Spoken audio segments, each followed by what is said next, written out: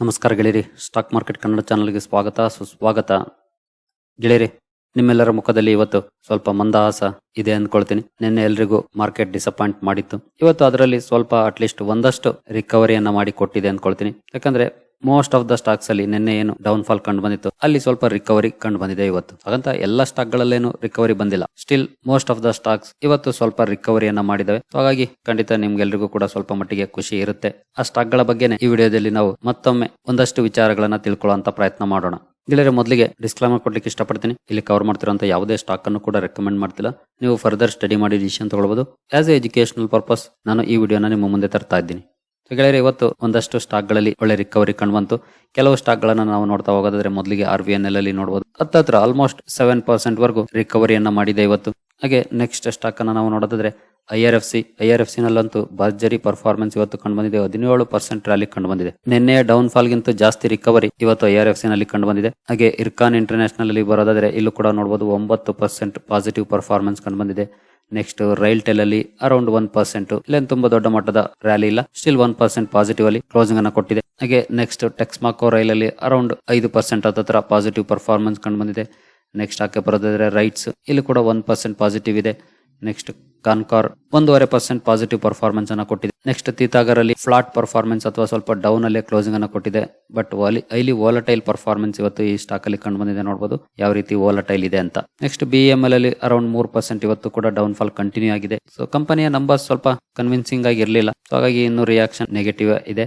ಹಾಗೆ next BHEL ಸುದ್ದಿ ಇನ್ನೊಂದಿದೆ. ಇವತ್ತು ಕಂಪನಿ ರಿಸಲ್ಟ್ ಅನ್ನು ಅನೌನ್ಸ್ ಮಾಡಿದೆ. ರಿಸಲ್ಟ್ ಅಲ್ಲಿ ನೆಟ್ ಲಾಸ್ ಅನ್ನು ಅನೌನ್ಸ್ ಮಾಡಿದೆ. ಅದು ಕೂಡ ನೆಗೆಟಿವ್ ಇಂಪ್ಯಾಕ್ಟ್ ಅನ್ನ ಇವತ್ತು ಈ ಸ್ಟಾಕ್ ಮೇಲೆ ಕ್ರಿಯೇಟ್ ಮಾಡಿದೆ. ನೆಕ್ಸ್ಟ್ IRCTC ನಲ್ಲಿ ಇವತ್ತು 1% ಪಾಸಿಟಿವ್ ಪರ್ಫಾರ್ಮೆನ್ಸ್ ಕಂಡು ಬಂದಿದೆ. ಹಾಗೆ ನೆಕ್ಸ್ಟ್ ಬರೋದಾದ್ರೆ NHPC ನಲ್ಲಿ ನೋಡಬಹುದು 6% ಗಿಂತ ಜಾಸ್ತಿ ರ್ಯಾಲಿ ಕಂಡು ಬಂದಿದೆ. ನಿನ್ನೆ ಡೌನ್ ಫಾಲ್ ಕಂಡು ಬಂತು. ಕಂಪನಿಯ ರಿಸಲ್ಟ್ ಕೂಡ ಬಂದಿತ್ತು. ರಿಸಲ್ಟ್ ಅಲ್ಲೂ ಸ್ವಲ್ಪ ವೇರಿಯೇಷನ್ಸ್ ಇತ್ತು. ಹಾಗಾಗಿ ಕಂಪನಿಯಲ್ಲೂ ಕೂಡ ಅಂದ್ರೆ ಸ್ಟಾಕ್ ಅಲ್ಲೂ ಕೂಡ ಡೌನ್ ಫಾಲ್ ಕಂಡು ಬಂದಿತ್ತು. ಇವತ್ತು ಒಳ್ಳೆ ರಿಕವರಿಯನ್ನು ಕೂಡ ಮಾಡಿದೆ NHPC. Next NLC India, so ಇಲ್ಲೂ ಕೂಡ ನೋಡಬಹುದು 14% ಗಿಂತ ಜಾಸ್ತಿ ರ್ಯಾಲಿ NLC ಇಂಡಿಯಾದಲ್ಲಿ ಕಂಡು ಬಂದಿದೆ. ನೆಕ್ಸ್ಟ್ SJV ನಲ್ಲಿ ಇವತ್ತು ಕೂಡ ಅರೌಂಡ್ 3% ಡೌನ್ ಫಾಲ್ ಕಂಟಿನ್ಯೂ ಆಗಿದೆ. ನೆಕ್ಸ್ಟ್ NBCC ನಲ್ಲೂ ಕೂಡ 6% ಗಿಂತ ಜಾಸ್ತಿ ಡೌನ್ ಫಾಲ್ ಕಂಟಿನ್ಯೂ ಆಗಿದೆ ಇವತ್ತು ಕೂಡ. ಹಾಗೆ ಉಳಿದಂತೆ ನಾವು ಬ್ಯಾಂಕಿಂಗ್ ಸ್ಟಾಕ್ ಗಳ ಪರ್ಫಾರ್ಮೆನ್ಸ್ ಅನ್ನು ನೋಡಿದ್ರೆ, ಎಸ್ಪೆಷಲಿ PSU ಬ್ಯಾಂಕ್ ಗಳು, ಗವರ್ನಮೆಂಟ್ ಬ್ಯಾಂಕ್ ಗಳ ಪರ್ಫಾರ್ಮೆನ್ಸ್ ಅನ್ನು ನೋಡಿದ್ರೆ ಸೆಂಟ್ರಲ್ ಬ್ಯಾಂಕ್ ಅಲ್ಲಿ ನೋಡಬಹುದು ಒಳ್ಳೆ ಪರ್ಫಾರ್ಮೆನ್ಸ್ ಇದೆ, 5% ಗಿಂತ ಜಾಸ್ತಿ. ಹಾಗೆ Maharashtra bank, PSB, PNB, UCO bank, bank of India, bank of Baroda, IOB, Canara bank, SBI, Indian bank, union bank. ಇಲ್ಲಿ Indian bank and union bank ಮಾತ್ರ ಸ್ವಲ್ಪ ನೆಗೆಟಿವ್ ಆಗಿ ರಿಯಾಕ್ಟ್ ಮಾಡಿದಾವೆ. ಇನ್ನೆಲ್ಲ ಕೂಡ ಪಾಸಿಟಿವ್ ಪರ್ಫಾರ್ಮೆನ್ಸ್ ಅನ್ನು ಕೊಟ್ಟಿದ್ದಾವೆ. ನಿನ್ನೆ ಆಲ್ಮೋಸ್ಟ್ ಸ್ಟಾಕ್ಗಳು ನೆಗೆಟಿವ್ ರಿಯಾಕ್ಷನ್ ಮಾಡಿದ್ದು. ಇವತ್ತು ಒಳ್ಳೆ ರಿಕವರಿಯನ್ನು ಕೂಡ ಮಾಡಿದಾವೆ. ಹಾಗಂತ ಪೂರ್ತಿ ರಿಕವರಿ ಆಗಿದೆ ಅಂತಲ್ಲ, ಒಂದಷ್ಟು ರಿಕವರಿಯನ್ನಂತೂ ಖಂಡಿತ ಈ ಸ್ಟಾಕ್ ಗಳು ಮಾಡಿದಾವೆ. ಹಾಗೆ ನೆಕ್ಸ್ಟ್ ನಾವು ಆಯಿಲ್ ಅಂಡ್ ಗ್ಯಾಸ್ ಇಂಡೆಕ್ಸ್ ಗೆ ಬಂದ್ರೆ ಇಲ್ಲೂ ಕೂಡ ನೋಡಬಹುದು ಮೆಜಾರಿಟಿ ಸ್ಟಾಕ್ಸ್ ಪಾಸಿಟಿವ್ ಪರ್ಫಾರ್ಮೆನ್ಸ್ ಅನ್ನು ಕೊಟ್ಟಿದ್ದಾವೆ. 5 ಸ್ಟಾಕ್ಸ್ ಮಾತ್ರ ನೆಗೆಟಿವ್ ರಿಯಾಕ್ಷನ್ ಇದೆ. ಅದರಲ್ಲಿ Adani total gas, BPCL, Castrol India, GSPL and IOC ಮಾತ್ರ ನೆಗೆಟಿವ್ ಪರ್ಫಾರ್ಮೆನ್ಸ್ ಮಾಡಿದ್ದಾವೆ. ಇನ್ನುಳಿದಂತೆ ಎಲ್ಲ ಸ್ಟಾಕ್ ಗಳು ಕೂಡ ಒಳ್ಳೆ ಪರ್ಫಾರ್ಮೆನ್ಸ್ ಅನ್ನು ಕೊಟ್ಟಿದ್ದಾವೆ. AGSL ಅಂತೂ ಅರೌಂಡ್ 10% ಪಾಸಿಟಿವ್ ಪರ್ಫಾರ್ಮೆನ್ಸ್ ಕಂಡು ಬಂದಿದೆ. ಪೆಟ್ರೋನೆಟ್ ಕೂಡ ತುಂಬಾ ಒಳ್ಳೆ ಪರ್ಫಾರ್ಮ್ ಮಾಡಿದೆ ಇವತ್ತು. IGL ಚೆನ್ನಾಗಿ ಪರ್ಫಾರ್ಮ್ ಮಾಡಿ, MGL, GAIL, so majority stocks ಇವತ್ತು ಒಳ್ಳೆ ಪರ್ಫಾರ್ಮೆನ್ಸ್ ಅನ್ನೇ ಮಾಡಿದಾವೆ. ಇದನ್ನ ನೋಡಿದ್ಮೇಲೆ ಏನ್ ಅರ್ಥ ಆಗುತ್ತೆ, ನಮ್ಗೆ ಏನ್ ಅರ್ಥ ಮಾಡ್ಕೊಳ್ಬಹುದು ಅಂತ ನೋಡೋದಾದ್ರೆ, ನಾನು ಯಾವಾಗ್ಲೂ ಹೇಳ್ತಾ ಇರ್ತೀನಿ, ಶಾರ್ಟ್ ಟರ್ಮ್ ಇಂಪ್ಯಾಕ್ಟ್ ಗೆ ಹೆಚ್ಚು ತಲೆ ಕೆಡಿಸ್ಕೊಳ್ಬೇಡಿ, ಲಾಂಗ್ ಟರ್ಮ್ ವಿಷನ್ ನೋಡಿ ಅಂತ. ಕಂಪನಿಗಳ ಬಿಸ್ನೆಸ್ ಅನ್ನು ನೋಡಿ ಇನ್ವೆಸ್ಟ್ಮೆಂಟ್ ಡಿಸಿಷನ್ ತಗೊಳ್ಳಿ. ಶಾರ್ಟ್ ಟರ್ಮ್ ಅಲ್ಲಿ ಮಾರ್ಕೆಟ್ ಅಲ್ಲಿ ಹೈಲಿ ವಾಲಟೈಲ್ ಪರ್ಫಾರ್ಮೆನ್ಸ್ ಇರುತ್ತೆ. ಕೆಲವೊಂದ್ ದಿನ ಮೇಲೆ ಬರುತ್ತೆ, ಕೆಲವೊಂದ್ ದಿನ ಕೆಳಗಡೆ ಹೋಗುತ್ತೆ. ಅದಕ್ಕೆಲ್ಲ ಹೆಚ್ಚು ಆದ್ಯತೆ ಕೊಡಬೇಡಿ ಅಂತ ಹೇಳ್ತಾ ಇರ್ತೀನಿ. ಅದನ್ನ ಇವತ್ತು ನೀವು ಪ್ರಾಕ್ಟಿಕಲ್ ಆಗಿ ಎಕ್ಸ್ಪೀರಿಯನ್ಸ್ ಮಾಡಿದೀರಿ ಅಂದ್ಕೊಳ್ತೀನಿ. ಹಾಗಾದ್ರೆ ನಾವು ಈ ಸ್ಟಾಕ್ ಗಳಲ್ಲಿ ಈಗ ಎಂಟರ್ ಆಗ್ಬೋದಾ? ಕೆಲವರು ಪ್ರಶ್ನೆ ಮಾಡ್ತಾರೆ. For example rail Vikas Nigam limited ಆಗ್ಬೋದು, ಅಥವಾ ಬೇರೆ ಯಾವುದೇ ಸ್ಟಾಕ್ ಆಗ್ಬೋದು. ನಾನು ಇಲ್ಲಿ ಒಂದು ಓಪನ್ ಮಾಡಿದೀನಿ ಅಂದ ತಕ್ಷಣ ಅದೇ ಅಂತಲ್ಲ, ಎಲ್ಲ ಸ್ಟಾಕ್ ಗಳಿಗೂ ಅನ್ವಯ ಆಗುತ್ತೆ ಇದು. ಯಾಕಂದ್ರೆ ಒಂದಿನ ರಿಕವರಿ ಮಾಡಿದ ತಕ್ಷಣ ತುಂಬಾ ಜನರಿಗೆ ಅನ್ಸೋದಿದೆ, ಎಸ್ಪೆಷಲಿ ಫೋಮೋಗಳಾಗ್ತಾರೆ, ಅಂದ್ರೆ fear of missing out. So for example ಇದೇ ಸ್ಟಾಕ್ ಅನ್ನ ನಾವು ತಗೊಳ್ಳೋದಾದ್ರೆ, ಇನ್ ಕೇಸ್ 1 ಮಂತ್ ಪರ್ಫಾರ್ಮೆನ್ಸ್ ಅನ್ನು ನೋಡಿದ್ರೆ 1 ಮಂತ್ ಅಲ್ಲಿ ನೋಡಬಹುದು ಅರೌಂಡ್ 20% ಡೌನ್ ಆಗಿದೆ. ಅಂದ್ರೆ 25% ವರೆಗೂ ಹೋಗಿತ್ತು ನಿನ್ನೆ ಡೌನ್ ಫಾಲ್ ನ ಸೇರಿ. ಈಗ ಇವತ್ತಿನ ಕ್ಲೋಸಿಂಗ್ ಗೆ ಕ್ಯಾಲ್ಕುಲೇಟ್ ಮಾಡಿದ್ರೆ 20% ಡೌನ್ ಇದೆ. ಸೊ ಹಾಗಾದ್ರೆ ನಾವು ಈಗ ಎಂಟರ್ ಆಗ್ಬೋದಾ? ಇದು ಎಲ್ರಿಗೂ ಕೂಡ ಪ್ರಶ್ನೆ ಇರುತ್ತೆ. ಸೊ ನನ್ನ ಪ್ರಕಾರ ಅರ್ಜೆಂಟ್ ಮಾಡೋದು ಸರಿಯಲ್ಲ ಈಗಿನ ಪರಿಸ್ಥಿತಿಯಲ್ಲಿ. ಸ್ವಲ್ಪ ತಾಳ್ಮೆಯಿಂದ ಕಾಯೋದು ಬೆಟರ್ ಅನ್ಸುತ್ತೆ. ಸೊ ಯಾಕೆ ಬೆಟರ್ ಅನ್ಸುತ್ತೆ ಅಂದ್ರೆ, ಈಗಾಗಲೇ ಈ ಸ್ಟಾಕ್ ಗಳು ಒಳ್ಳೆ ಪರ್ಫಾರ್ಮೆನ್ಸ್ ಅನ್ನ ಕೊಟ್ಟಿದ್ವು. ಹಾಗಾಗಿ ಸ್ವಲ್ಪ ಮಟ್ಟಿಗೆ ಪ್ರಾಫಿಟ್ ಬುಕ್ಕಿಂಗ್ ಬಂದಿದೆ, ಖಂಡಿತ ಒಳ್ಳೇದು. ಅದು ಇವತ್ತಲ್ಲ ನಾಳೆ ಬರ್ಬೇಕಿತ್ತು, ಈಗ ಬಂದಿದೆ. ಸೊ ಈಗ ನಾವು ಒಂದ್ ಸ್ವಲ್ಪ ದಿನ ಕನ್ಸಾಲಿಡೇಟ್ ಆಗ್ಲಿಕ್ಕೆ ಬಿಡೋದು ಬೆಟರ್ ಅನ್ಸೋದು ನನಗೆ. ಸೊ ಕನ್ಸಾಲಿಡೇಟ್ ಆಗೋದು ಅಂತಂದ್ರೆ ನೀವಿಲ್ಲಿ ನೋಡಬಹುದು 6 ಮಂತ್ಸ್ ಚಾರ್ಟ್ ಅನ್ನ ನೋಡಿದ್ರೆ, ಸೊ ಫ್ಲಾಟ್ ಆಗಿ ಟ್ರೇಡ್ ಆಗ್ತಾ ಇರುತ್ತೆ ಸ್ಟಾಕ್. ತುಂಬಾ ಮೇಲೇನೂ ಹೋಗಲ್ಲ, ತುಂಬಾ ಕೆಳಗಡೆನೂ ಬರೋದಿಲ್ಲ. ಸೊ ಈ ರೀತಿ ಟ್ರೇಡ್ ಆಗುತ್ತೆ. ಸೊ ಈ ರೀತಿ ಸ್ವಲ್ಪ ಕನ್ಸಾಲಿಡೇಟ್ ಆಗಕ್ಕೆ ಬಿಡೋದು ಒಳ್ಳೇದು ಈ ಪರಿಸ್ಥಿತಿಯಲ್ಲಿ. ಸೊ ಸಡನ್ ಆಗಿ ನಾವು ಈಗ ಬೈಯಿಂಗ್ ಡಿಸಿಷನ್ ತಗೊಂಡ್ರೆ ಅದ್ರ ನಂತರ ಏನಾದ್ರು ಒಂದೆರಡು ದಿನ ಪಾಸಿಟಿವ್ ಪರ್ಫಾರ್ಮೆನ್ಸ್ ಕೊಟ್ಟು ನೆಕ್ಸ್ಟ್ ಡೇ ಏನಾದ್ರು ಸ್ವಲ್ಪ ಡೌನ್ ಆದ್ರೆ ಸೊ ಅಗೇನ್ ಕೆಳಗಡೆ ಹೋಗುತ್ತೆ. ಹಾಗೆ ಇಲ್ಲಿ ಇನ್ನೂ ಒಂದು ಪಾಯಿಂಟ್ ಇದೆ. ಸೊ ಅದೇನಪ್ಪ ಅಂತಂದ್ರೆ ನೀವು ಕೆಳಗಡೆ ಹೋದ್ರೂ ಪರವಾಗಿಲ್ಲ, ನಾನು ವರ್ಷಾನುಗಟ್ಟಲೆ ಹೋಲ್ಡ್ ಮಾಡೋನ್ಗೆ ಇದೆಲ್ಲನೂ ಲೆಕ್ಕ ಇಲ್ಲ ಅನ್ನೋರು ಖಂಡಿತ ಇನ್ವೆಸ್ಟ್ ಮಾಡಬಹುದು. ಯಾಕಂದ್ರೆ 20% ಹೈಯಿಂದ ಡಿಸ್ಕೌಂಟ್ ಅಲ್ಲಿ ಸಿಗ್ತಾ ಇದೆ ಅಂತಂದ್ರೆ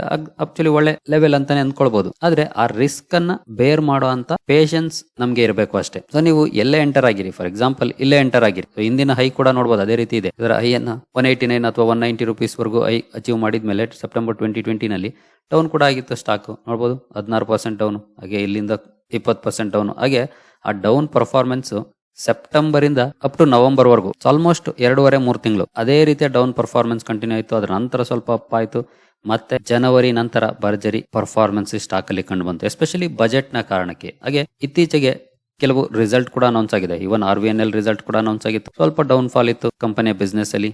ಅದ್ರ ಜೊತೆಗೆ ಮೊನ್ನೆ ತಾನೇ IRFC ನಂಬರ್ಸ್ ರಿಲೀಸ್ ಆಗಿತ್ತು. ಸೊ IRFC ನಂಬರ್ಸ್ ಕೂಡ ಡೌನ್ ಇತ್ತು ನಿನ್ನೆ, ಹಾಗಾಗಿನೇ ಸ್ವಲ್ಪ ಜಾಸ್ತಿ ಪ್ರಮಾಣದಲ್ಲಿ ಡೌನ್ ಆಯ್ತು. ಬಟ್ ಇವತ್ತು ಅದಕ್ಕಿಂತ ಜಾಸ್ತಿ ರ್ಯಾಲಿ ಕೂಡ ಆಯ್ತು. ಸೊ ಹಾಗೆ ನಂಬರ್ಸ್ ಅಲ್ಲೂ ಕೂಡ ಸ್ವಲ್ಪ ಮಿಕ್ಸ್ಡ್ ರಿಯಾಕ್ಷನ್ ಇದೆ. ಇವನ್ NHPC ರಿಸಲ್ಟ್ ಕೂಡ ಇತ್ತು, ರ್ಯಾಲಿಯನ್ನ ಕಂಟಿನ್ಯೂ ಮಾಡುವಂತ ರಿಸಲ್ಟ್ ಆಗಿರ್ಲಿಲ್ಲ. ಸೊ ಹಾಗಾಗಿ ಸ್ವಲ್ಪ ಬಿಸ್ನೆಸ್ ವೈಸ್ ಕೂಡ ಕೆಲವೊಂದು ಸ್ಟಾಕ್ ಗಳು ಅಂಡರ್ ಪರ್ಫಾರ್ಮ್ ಮಾಡಿದಾವೆ. ಸೊ ಆ ಒಂದು ಕಾರಣಕ್ಕೆ, ಹಾಗೆ ಈಗಾಗಲೇ ಒಳ್ಳೆ ಪರ್ಫಾರ್ಮೆನ್ಸ್ ಅನ್ನ ಕೊಟ್ಟಿರೋ ಕಾರಣಕ್ಕೆ ಒಂದಷ್ಟು ದಿನ ಕನ್ಸಾಲಿಡೇಟ್ ಆಗ್ಲಿಕ್ಕೆ ಬಿಡೋದು ಬೆಟರ್ ಅನ್ನೋದು ನನ್ನ ವೈಯಕ್ತಿಕ ಅಭಿಪ್ರಾಯ. ಹಾಗಂತ ನೀವು ಇನ್ವೆಸ್ಟ್ ಮಾಡ್ಲೇಬಾರ್ದು ಅಂತ ಏನಲ್ಲ. ಸೊ ನಾನು ಅವಾಗಲೇ ಹೇಳಿದೆ, ಒಂದು ಕಂಡೀಷನ್, ನೀವು ಈ ಸ್ಟಾಕ್ ಏನಾದ್ರು ಇನ್ನು 20-30% ಬಿದ್ರು ಕೂಡ ನನಗೇನ್ ತೊಂದರೆ ಇಲ್ಲ, ನಾನು ಹೋಲ್ಡ್ ಮಾಡೋದು 5 ವರ್ಷ 10 ವರ್ಷಕ್ಕೆ. ಸೊ ಹಾಗಾಗಿ ಬಿದ್ರು ಕೂಡ ಪರವಾಗಿಲ್ಲ, ನಾನು ಹೋಲ್ಡ್ ಮಾಡ್ತೀನಿ ಅಥವಾ ಇನ್ನು ಡಿಸ್ಕೌಂಟ್ ಅಲ್ಲಿ ಸಿಕ್ಕರೆ ಬೈ ಮಾಡ್ಲಿಕ್ಕೆ ಪ್ರಯತ್ನ ಪಡ್ತೀನಿ ಅನ್ನೋರು ಇನ್ವೆಸ್ಟ್ ಮಾಡಬಹುದು.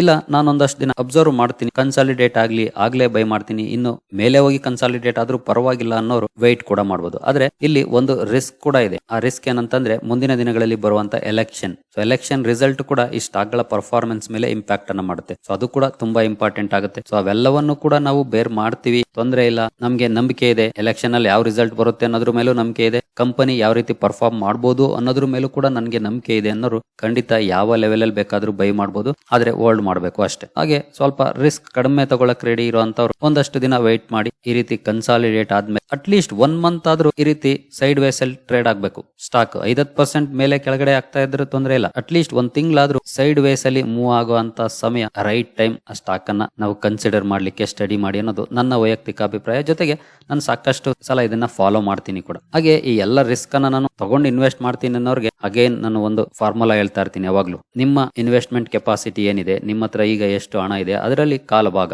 ಸೊ 1 ಲಕ್ಷ ಇನ್ವೆಸ್ಟ್ ಮಾಡ್ಲಿಕ್ಕೆ ರೆಡಿ ಇರೋರು 25,000 ಅಷ್ಟೇ ಇನ್ವೆಸ್ಟ್ ಮಾಡಬೇಕು. ಇನ್ನ 75,000 ಆಸ್ ಎ ರಿಸರ್ವ್ ಆಗಿ ಇಟ್ಕೊಂಡಿರ್ಬೇಕು. ಯಾಕಂದ್ರೆ ಅನ್ಎಕ್ಸ್ಪೆಕ್ಟೆಡ್ ಏನಾದ್ರು ಸಿಚುಯೇಷನ್ ಬಂದು ಮಾರ್ಕೆಟ್ ಅಲ್ಲಿ ಡೌನ್ ಫಾಲ್ ಬಂದ್ರೆ, ಆ ಪರ್ಟಿಕ್ಯುಲರ್ ಸ್ಟಾಕ್ ಅಲ್ಲಿ ಡೌನ್ ಫಾಲ್ ಬಂದ್ರೆ, ಅಂತ ಸಮಯದಲ್ಲಿ ನಮ್ಗೆ ಅಗೇನ್ ಸ್ಟಾಕ್ ಗಳನ್ನ ಬೈ ಮಾಡ್ಲಿಕ್ಕೆ ಹಣ ಬೇಕಾಗುತ್ತೆ. ಆಗ ಇನ್ವೆಸ್ಟ್ ಮಾಡ್ಲಿಕ್ಕೆ ಬೇಕು. ಸೊ ಆ ಕಾರಣಕ್ಕಾಗಿ ನಾವು ಇರೋ ಎಲ್ಲ ಕ್ಯಾಪಿಟಲ್ ಅನ್ನು ಕೂಡ ಅಟ್ ಎ ಟೈಮ್ ಹಾಕಿ ಬರಿಗೈಯಲ್ಲಿ ಕೋರೋದಕ್ಕಿಂತ ಒಂದಷ್ಟು ರಿಸರ್ವ್ಸ್ ಇಟ್ಕೊಂಡಿದ್ರೆ ಅದು ನಮ್ಗೆ ಇನ್ನೂ ಲಾಭವನ್ನ ಹೆಚ್ಚಿಸ್ಲಿಕ್ಕೆ ಸಹಾಯ ಮಾಡಬಹುದು. ಇನ್ ಕೇಸ್ ಆ ಪರ್ಟಿಕ್ಯುಲರ್ ಸ್ಟಾಕ್ ಅಲ್ಲಿ ರ್ಯಾಲಿ ಬಂದು ಮೇಲೆ ಹೋಯ್ತು ಅಂದ್ರೂ ಕೂಡ ನಾವು ಇನ್ನು ಬೇರೆ ಸ್ಟಾಕ್ ಗಳಲ್ಲಿ ಅಂತಹ ಅಪರ್ಚುನಿಟಿಯನ್ನ ನೋಡಬಹುದು. ಆ ಒಂದು ಸ್ಟಾಕ್ ಅಂತಾನೆ ಕಾಯ್ಕೊಂಡು ಕೂತ್ಕೊಳ್ಳುವಂತ ಅವಶ್ಯಕತೆ ಇಲ್ಲ. ಹಾಗಾಗಿ ನಮ್ಗೆ ಅಲ್ಲಾದ್ರೂ ರಿಟರ್ನ್ಸ್ ಜನರೇಟ್ ಆದೇ ಆಗುತ್ತೆ. ಸೊ ಟೋಟಲಿ ಟಾಪ್ ಅಲ್ಲಿ ಇದ್ದಾಗ ಯಾವುದೇ ಸ್ಟಾಕ್ ಆದ್ರೂ ಸರಿ, ನಿಮ್ಮ ಎಲ್ಲ ಕ್ಯಾಪಿಟಲ್ ಅನ್ನು ಹಾಕಿ ಕಾಯ್ಕೊಂಡು ಕೂರ್ಬೇಡಿ, ಟ್ರಾಂಚಸ್ ಅಲ್ಲಿ ಇನ್ವೆಸ್ಟ್ ಮಾಡೋ ಅಂತ ರೂಢಿ ಮಾಡ್ಕೊಳ್ಳಿ. ಅದು ರೈಟ್ ಮೆಥಡ್ ಆಗುತ್ತೆ. ಸ್ಟಾಕ್ ಗಳು in case again down fall ಆದ್ರೆ ಡಿಸ್ಕೌಂಟ್ ಅಲ್ಲಿ ಮತ್ತೆ ಅವರೇಜಿಂಗ್ ಮಾಡ್ಲಿಕ್ಕೆ. ಸೊ ಟೋಟಲ್ ನಾನೀಗ 3 ಸಿನಾರಿಯೋ ಎಕ್ಸ್ಪ್ಲೈನ್ ಮಾಡಿದೀನಿ. ಒಂದು, ರಿಸ್ಕ್ ತಕೊಂಡು ಲಾಂಗ್ ಟರ್ಮ್ ಗೆ ಅಂತ ಇನ್ವೆಸ್ಟ್ ಮಾಡೋರು ಖಂಡಿತ ಇನ್ವೆಸ್ಟ್ ಮಾಡಿ ಲಾಂಗ್ ಟರ್ಮ್ ಗೋಲ್ಡ್ ಮಾಡಬಹುದು ಅಂತ. ಇನ್ನೊಂದು, ರಿಸ್ಕ್ ಬೇಡ ಅನ್ನೋರು ಸ್ವಲ್ಪ ದಿನ ಕನ್ಸಾಲಿಡೇಟ್ ಆಗ್ಲಿಕ್ಕೆ ವೆಯ್ಟ್ ಮಾಡುವಂತದ್ದು.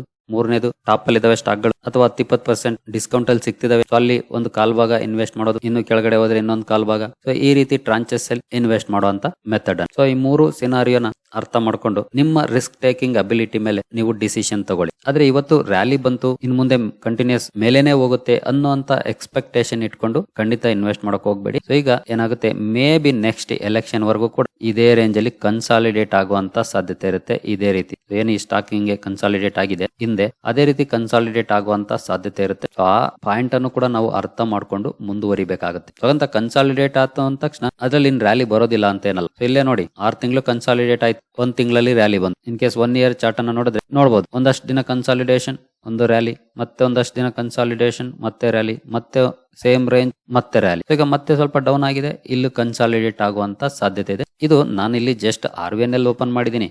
ಇದು ಎಲ್ಲ ಸ್ಟಾಕ್ ಗಳಿಗೂ ಕೂಡ ಇದೇ ರೀತಿ ಅನ್ವಯ ಆಗುತ್ತೆ. ಸೊ ಈ 3 ಸಿನಾರಿಯೋ ಎಕ್ಸ್ಪ್ಲೈನ್ ಮಾಡಿದೀನಿ ನಾನು. ಅದನ್ನ ಅರ್ಥ ಮಾಡ್ಕೊಂಡು ನಿಮ್ಗೆ ಏನ್ ಅನ್ಸುತ್ತೆ ಫೈನಲ್ ಆಗಿ ಆ ಡಿಸಿಷನ್ ತಗೊಳ್ಳಿ. ಹಾಗೆ ಇಲ್ಲಿ ಕವರ್ ಮಾಡಿದಂತ ಯಾವುದೇ ಸ್ಟಾಕ್ ಇರಬಹುದು, ಬಟ್ ಬ್ಲೈಂಡ್ಲಿ ಇವತ್ತು ರ್ಯಾಲಿ ಬಂದಿದೆ ಅಥವಾ ಸ್ಟಾಕ್ 20% 30% ಬಿದ್ದಿದೆ, ಇಲ್ಲಿಂದ ಮೇಲೆ ಹೋಗುತ್ತೆ, ಈ ರೀತಿ ಬ್ಲೈಂಡ್ಲಿ ಇನ್ವೆಸ್ಟ್ಮೆಂಟ್ ಮಾಡಕ್ ಹೋಗ್ಬೇಡಿ. ಸೊ ಕಂಪನಿಗಳ ಬಿಸ್ನೆಸ್ ಬಗ್ಗೆ ತಿಳ್ಕೊಳ್ಳಿ. ಸೊ ಕಂಪನಿಯ ಬಿಸ್ನೆಸ್ ಅಲ್ಲಿ ತಾಕತ್ತಿದೆ, ಇಲ್ಲಿ ಒಳ್ಳೆ ರಿಟರ್ನ್ಸ್ ಜನರೇಟ್ ಮಾಡಿ ಕೊಡುತ್ತೆ ಲಾಂಗ್ ಟರ್ಮ್ ಅಲ್ಲಿ ಕಂಪನಿ ನಮಗೆ ಅನ್ಸಿದ್ರೆ ಅಂತಹ ಕಂಪನಿಗಳಲ್ಲಿ ಇನ್ವೆಸ್ಟ್ಮೆಂಟ್ ಡಿಸಿಷನ್ ತಗೊಳ್ಳಿ. ಯಾಕಂದ್ರೆ ಎಸ್ಪೆಷಲಿ ರೈಲ್ವೆ ಸ್ಟಾಕ್ ಗಳು ಹಾಗೂ PSU ಕಂಪನಿಗಳು ಈಗಾಗಲೇ ಸಾಕಷ್ಟು ಒಳ್ಳೆ ರಿಟರ್ನ್ಸ್ ಅನ್ನ ಕೊಟ್ಟಿದ್ದಾವೆ ಲಾಸ್ಟ್ 1-1.5 ವರ್ಷದಲ್ಲಿ. ಸೊ ಇದೇ ರೀತಿಯ ಪರ್ಫಾರ್ಮೆನ್ಸ್ ಅನ್ನ ನಾವು ನೆಕ್ಸ್ಟ್ ಇಯರ್ ಅಲ್ಲೂ ಕೂಡ ಎಕ್ಸ್ಪೆಕ್ಟ್ ಮಾಡ್ಲಿಕ್ಕೆ ಆಗೋದಿಲ್ಲ. ಕೆಲವೊಂದ್ಸಲ ಕೊಡಬಹುದು, ಕೊಡದೇನೂ ಇರಬಹುದು, ಅಂಡರ್ ಪರ್ಫಾರ್ಮ್ ಕೂಡ ಮಾಡಬಹುದು. ಆ ರೀತಿಯ ಎಲ್ಲ ಚಾನ್ಸಸ್ ಇದ್ದೇ ಇರುತ್ತೆ ಮಾರ್ಕೆಟ್ ಅಲ್ಲಿ. ಯಾವತ್ತು ನಾವು ಅಂದ್ಕೊಂಡಂಗೆ ಮಾರ್ಕೆಟ್ ಮೂವ್ ಆಗೋದಿಲ್ಲ. ಇವತ್ತೇನೋ ರಿಕವರಿ ಬಂತು, ನಾಳೆ ಡೌನ್ ಫಾಲೋ ಬರಬಹುದು, ಗೊತ್ತಿಲ್ಲ. ಬಟ್ ನಮ್ಮ ವಿಷನ್ ಕ್ಲಿಯರ್ ಇದ್ರೆ ಖಂಡಿತ ಮಾರ್ಕೆಟ್ ಅಲ್ಲಿ ಒಳ್ಳೆ ರಿಟರ್ನ್ಸ್ ಅನ್ನ ಗಳಿಸಬಹುದು. ಈ ಸ್ಟಾಕ್ ಅಲ್ಲಿ ಆಗ್ಲಿಲ್ಲ ಅಂದ್ರೂ ಇನ್ನೊಂದ್ ಕಡೆ ಆದ್ರೂ ನಾವು ರಿಟರ್ನ್ಸ್ ಅನ್ನ ಗಳಿಸಬಹುದು. ಅದರಲ್ಲಿ ಯಾವುದೇ ರೀತಿಯ ಡೌಟ್ ಇಲ್ಲ. ಹಾಗಾಗಿ ಇದೆಲ್ಲವನ್ನು ನಾವು ಅರ್ಥ ಮಾಡ್ಕೊಂಡು ಇನ್ವೆಸ್ಟ್ ಮಾಡಿದಾಗ ಒಂದು ಕಾನ್ಫಿಡೆನ್ಸ್ ಇರುತ್ತೆ. ಸೊ ಆ ಕಾನ್ಫಿಡೆನ್ಸ್ ಎಲ್ಲರಲ್ಲೂ ಇದ್ರೆ ನೀವು ಮಾರ್ಕೆಟ್ ಅಲ್ಲಿ ಸಕ್ಸಸ್ ಆಗೋದಕ್ಕೆ ಯಾವುದೇ ಅಡ್ಡಿ ಇಲ್ಲ. ಸರಿ ಗೆಳೆಯರಿ, ಮೇ ಬಿ ರಿಪೀಟೆಡ್ ಅನ್ನಿಸಬಹುದು ಟಾಪಿಕ್ಸ್, ಯಾಕಂದ್ರೆ ನಿನ್ನೆನೂ ಕೂಡ ಸೇಮ್ ಸ್ಟಾಕ್ ಗಳನ್ನ ಕವರ್ ಮಾಡಿದ್ವಿ, ಬಟ್ ಡಿಫರೆಂಟ್ ಸ್ಟೋರಿ. ಇವತ್ತು ಕೂಡ same stocks, again different story. So ನೋಡೋಣ ನಾಳೆ ಯಾವ ರೀತಿ ಪರ್ಫಾರ್ಮ್ ಮಾಡ್ತವೆ ಸ್ಟಾಕ್ಗಳು ಅಂತ. ಸರಿ ಗೆಳೆಯರಿ, ಈ ವಿಡಿಯೋ ನಿಮಗೆ ಇಷ್ಟ ಆಗಿದೆ ಅಂದ್ಕೊಳ್ತೀನಿ. ಮುಂದಿನ ವಿಡಿಯೋದಲ್ಲಿ ಸಿಗೋಣ. ಅಲ್ಲಿವರೆಗೂ ಜೈ ಹಿಂದ್, ಜೈ ಕರ್ನಾಟಕ.